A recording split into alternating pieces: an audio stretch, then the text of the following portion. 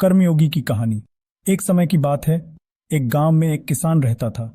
उसके पास एक हाथी भी था जिसे वह खेती में काम में लाता जाता था। एक दिन हाथी की पैर में चोट आ गई और वह चलने में असमर्थ हो गया।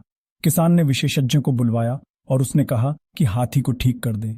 विशेषज्ञ आया और हाथी की जांच करने के बाद उसने कहा, हाथी को ठीक करने के लिए तुम्हें उसे दिन भर एक बड़े खड़े बर्तन में डालकर रखना होगा।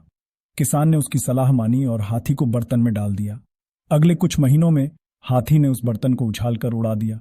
विशेषज्ञ को फिर से बुलाया गया और उसने यह कहकर किसान की आश्चर्यजनक देखभाल का मजाक उड़ाया।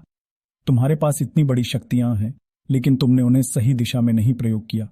तुम्हारी जानकारी और कठिनाइयों का सामना करने की क्षमता है, लेकिन तुम्हारी सोच में सही दिशा की कमी है। नीति कथा।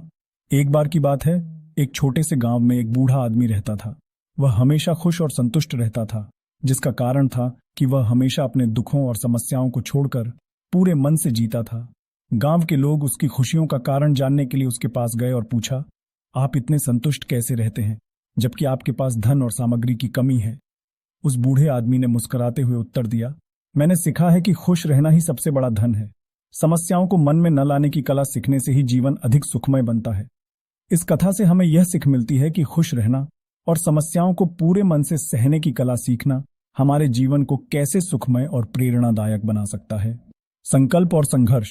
एक युवक अपने सपनों को पूरा करने के लिए निरंतर प्रयत्नशील था। वह अपने लक्ष्यों की प्राप्ति के लिए हर तरह के संघर्षों का सामना करता रहा। उसके पास कई बार सफलता हासिल करने का मौका आया, लेकिन हर बार कुछ न कुछ समस्या उत्पन्न होती और उसकी सफलता को छीन लेती।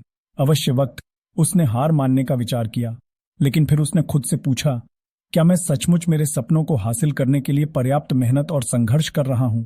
उसने अपने संघर्ष को और भी मजबूती से जारी रखने का निश्चय किया और अंत में उसने अपने सपनों की प्राप्ति की। इस कहानी से हमें यह सीख मिलती है कि सफलता पाने के लिए हमें अगर पर्याप्त मेहनत और संघर्ष करने की क्षमता है तो हम किसी भी कठिनाई को पार कर सकते हैं। ये कहानियां हमें प्रेरित करती हैं कि हमें अपने लक्ष्यों की प्राप्ति के लिए मेहनत और संघर्ष करने की आवश्यकता होती है और समस्याओं को छोड़कर पूरे मन से खुश रहने का अद्वितीय महत्व होता है।